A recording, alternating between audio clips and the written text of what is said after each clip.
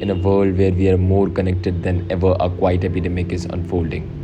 One that threatens our mental and emotional well being: loneliness. Technology, meant to bridge gaps, has instead built walls. We scroll through endless feeds surrounded by faces, yet somehow feel invisible. The city streets are packed with people, but the isolation is deafening. The louder we scream for connection, the more it echoes back in silence. We have become strangers to each other even when we are in the same room.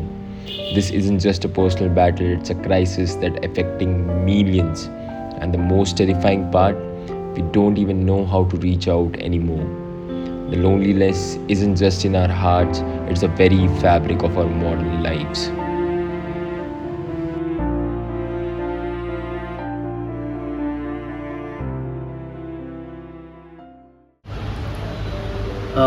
A Small World was born in a flight from Delhi to New York. Actually, it was a long flight, and it was a one-way flight. There was no in-flight entertainment. I had nothing to do. All I had was a paper and a pen to scribble, and I felt like I one thing I love is to bring people together, and also I love meeting different kind of people, and I feel like we can create a space where people can connect with each other through different events and experiences. So it was, I would say, thoda sa a bit accidental. That's how it started.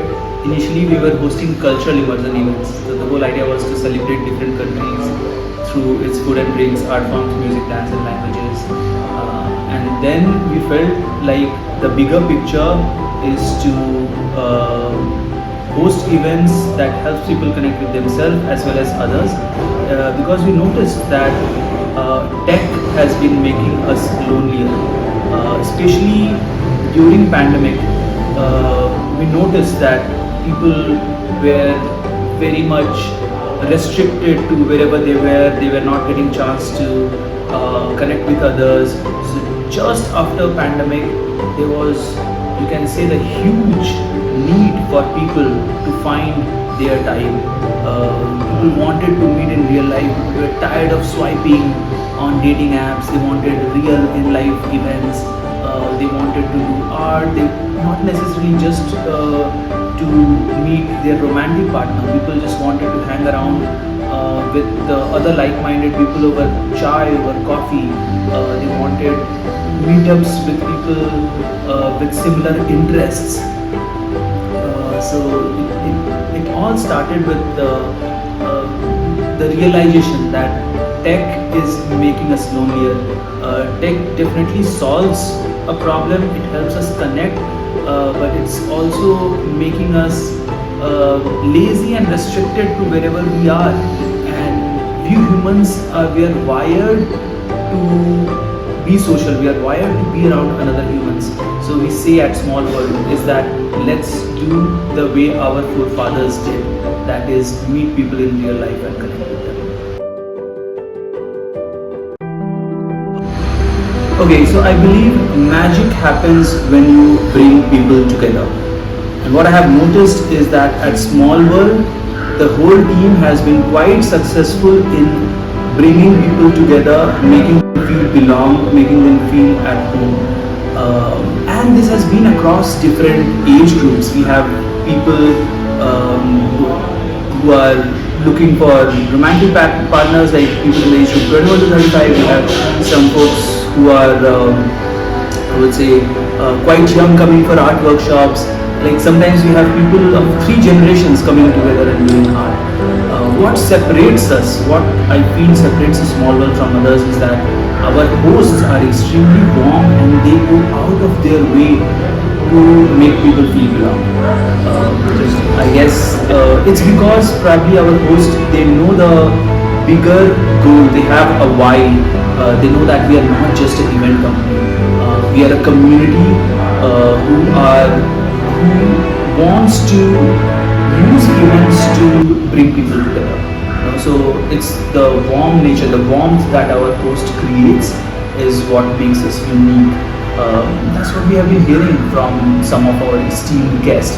the reason why they come to small world again is because they find people they will vibe with. They come again because they feel at home, they feel home. It's not just about a particular event, it's about feeling at home and getting connected with other folks their type. So one day what happened is that I saw a graph which was about how with the dating apps becoming mainstream, more and more people have been feeling lonelier.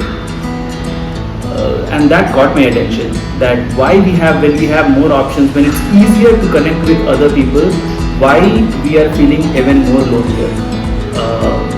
And I digged it further. What I found is that